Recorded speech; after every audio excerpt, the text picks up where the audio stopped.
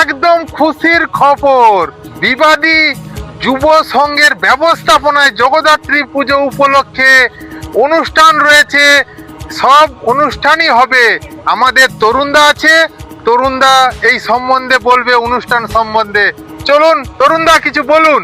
নমস্কার সমস্ত দর্শক বন্ধুদের, বৈকুণ্ঠপুর বিবাদী যুব সংঘের পক্ষ থেকে আন্তরিক প্রীতি শুভেচ্ছা ধন্যবাদ জ্ঞাপন করি।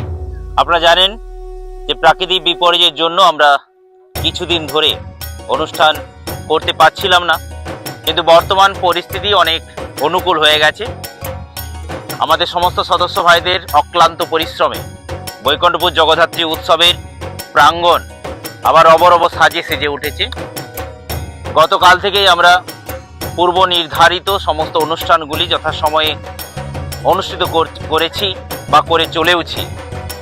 আজকে রাত্রি 8টায় রয়েছে এসএল স্টারের সম্পূর্ণ সোশ্যাল মিউজিক্যাল ড্যান্স ট্রুপ, এবং আগামীকাল এবং পরশু আমাদের অনুষ্ঠান সূচি অনুযায়ী সমস্ত অনুষ্ঠানগুলি কিন্তু অনুষ্ঠিত হবে।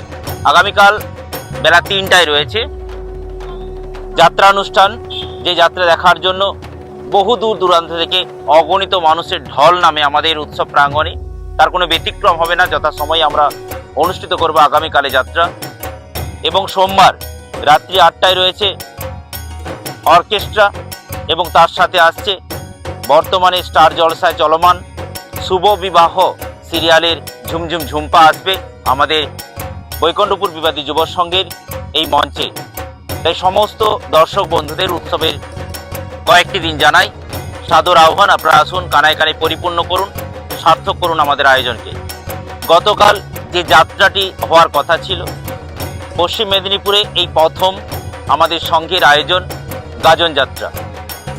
শয়তানের সহজ পাঠ মা কালী গাজন অপেরা দ্বারা পরিবেশিত, নদিয়া থেকে আগত। সেই যাত্রাটি আমরা 5ই নভেম্বর বুধবার অনুষ্ঠিত করব সন্ধে 7টায়। সবাই রইল আমন্ত্রণ।